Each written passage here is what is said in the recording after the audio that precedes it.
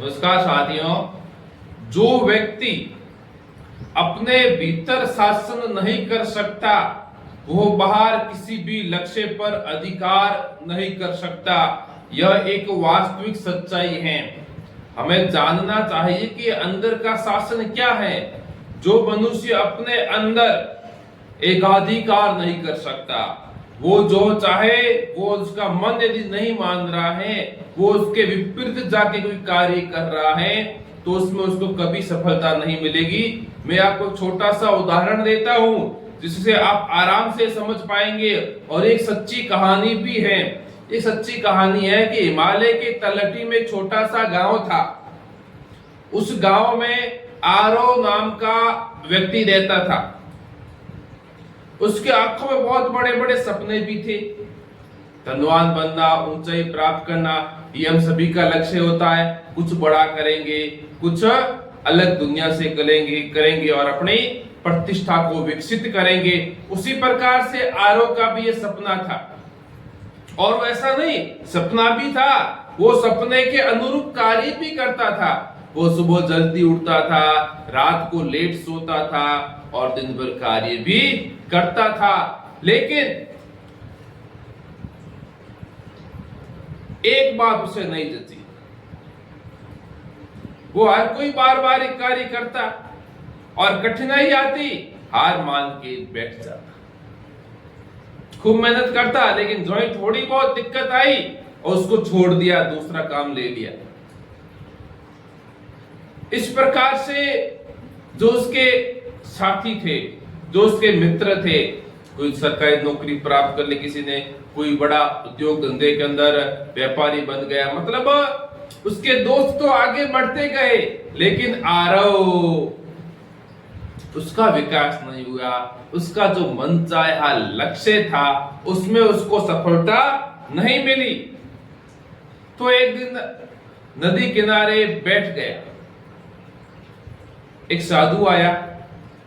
साधु ने पूछा, हे बालक, आप इस चिंता में क्यों बैठे हो? क्या हुआ? मुझे बताओ तो सही।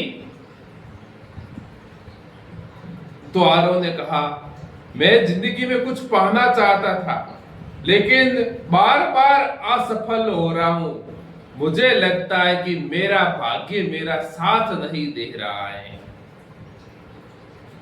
देखो कि आरव ने साधु से कहा, तो साधु ने वापस कहा मुस्कुराते हुए, बच्चा, भाग्य नहीं तुम्हारा, जो भाग्य नहीं, तुम्हारा मन तुम्हारा साथ नहीं दे रहा है।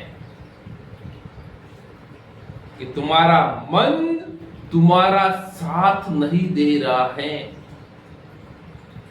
आरव ये बात सुन के चौंक गया। गुरुजी, इसका मतलब? साधु ने कहा, चलो आप मेरे साथ चलो।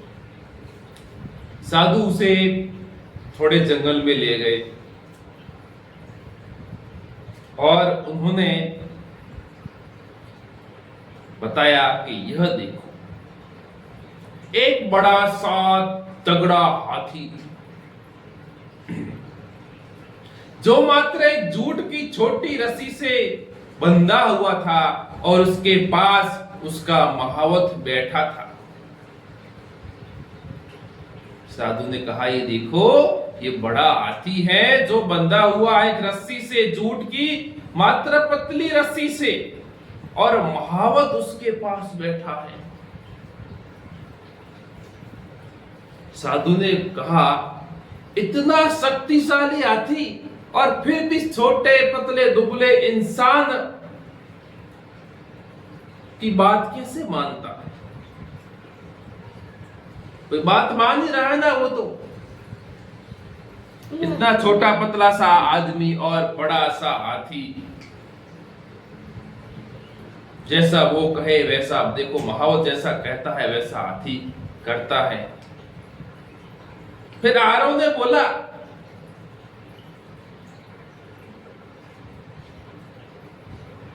कि महावत ने इसको नियंत्रित करना सीख लिया है।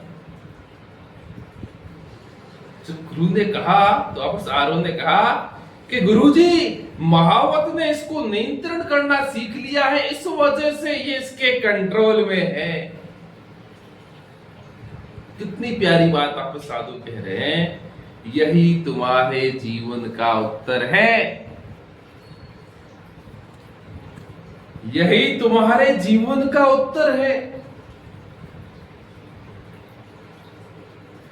गुरुजी ने समझाया कि जिस प्रकार से हाथी को नियंत्रित किए बिना उससे कोई काम नहीं कराया जा सकता, यदि महावत हाथी को नियंत्रण नहीं कर पाता तो हाथी कोई काम नहीं कर सकता।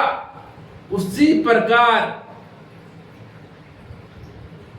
मन को जीते बिना जीवन में कोई बड़ा लक्ष्य हम प्राप्त नहीं कर सकते। जो हमारा ये मन है ना, उसको जीते बिना बड़ा कोई लक्ष्य प्राप्त नहीं कर सकते। मनुष्य को सबसे पहले हराता कौन है? वो भीतर से हारता है, उससे फिर अपनी हार तो बाद में दिखाई देती है, सबसे पहले उसको भीतर की हार दिखाई देती है। तो ये उस आरव ने गुरु से शिक्षा ली और वापस आरव काम पे लग गया। पहले वाली बात सेम थी, सुबह जल्दी उठना, काम पे जाना, काफी घंटा मेहनत करना, लेकिन अब उसके जो ही कोई दिक्कत आती, जो पहले कहता था मन के रुक जा बेटा दूसरा काम, अब नहीं, अब चाहे कितनी भी कठिनाई आ जाए, कुछ भी आ जाए, मैं यह कार्य करके रहूंगा। जो उससे पहले क्रोध आता था, सब कुछ बात उसने मन के अंदर डाल ली, पहले मैं इसके ऊपर विजय प्राप्त करूंगा और मेरा लक्ष्य तो बड़ा ही रहेगा, मैं लक्ष्य बीच में नहीं छोड़ूंगा और न ही चेंज करूंगा। इस प्रकार से कुछ समय बाद आरव बहुत बड़ा व्यापारी, धनी व्यक्ति बन गया।